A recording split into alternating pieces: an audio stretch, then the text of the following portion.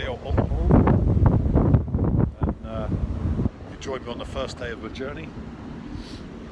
Behind me is the White Cliffs of Dover and England, and ahead of me in this direction, which you can't see, is La Belle France. So I managed to get on an earlier ferry, which is great, and gives me about another hour of riding through France before I hit Belgium and the Netherlands and then Germany. But it means I could get out of England a little bit sooner, which is good.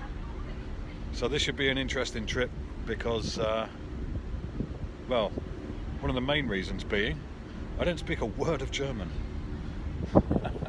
If I was doing this motorbike trip anywhere else in Europe, you know, Portugal, Spain, France, Italy, I'd be alright. I speak fluent Portuguese, a bit of Spanish, a little French, but not a word of German. So it's going to be a bit interesting. I'm out of my comfort zone. But I'll pick this up a little later on and show you some of the road. See you then.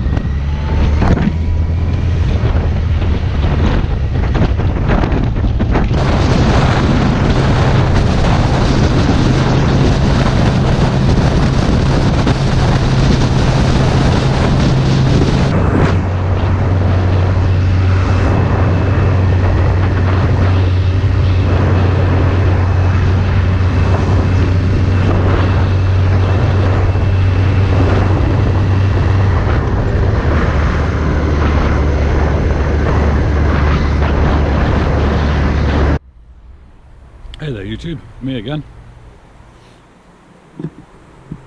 Well, where I'm standing at the moment, I've come to a place called Iserlohn, and I'm standing in the campus grounds of the University of Applied Sciences, Europe, which is an interesting place. They do a lot of really good stuff here. But up until 1994, these buildings behind me were a hospital. The British Military Hospital, Iserlohn. And one cold and dark night in December of 1975, I was born in one of these buildings here. Now, this is quite an emotional moment for me in a lot of ways, I suppose, because I'm 43 going on 44 years now, and I've never been to this place, not since I was born.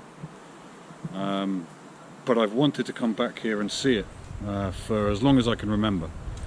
But part of the whole point of this trip, really, that I'm on is to just go around some of those places that I either remember or don't have any recollection of, and see them for myself as a grown-up. So it's pretty amazing to know that somewhere around here in these buildings was the place I was born.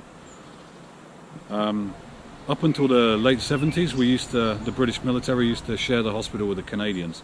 There were a lot of Canadians here in this part of Germany as well. But in 1994, it stopped being a hospital and was handed back over to the Iserlohn authorities. I was really pleased to find out that, of all things, the place where I was born became a university, which is fantastic, because I think it's quite poetic, really. This time last year I was teaching at a university, and the place where I was born is also a university, so that's pretty damn cool. But this lovely chap that I've just spoken to behind me is setting up because there's a end of semester party going on here tomorrow. So it's a place of happiness and joy and learning, and I don't think it can get much better than that. But that's it. This is a lot more interesting for me than it is for you guys. But yeah, welcome to the University of Applied Sciences Europe. in Iserlohn. I've just left my friend Kai's house in Soest. I wasted a bit of a day yesterday recovering from a hangover, and the weather was just so spectacularly hot that it wasn't a good idea to ride with such a brutal hangover from the night before. So I decided to stay there an extra night, head off early this morning, and ride in the cool of the morning before it gets too hot during the day. It's scheduled to be about another 35-36 degrees today. So I'm on my way to Erlinghausen, which is the place I used to live. The last place I lived in Germany 36 years ago, something like that. And it is a beautiful morning so far.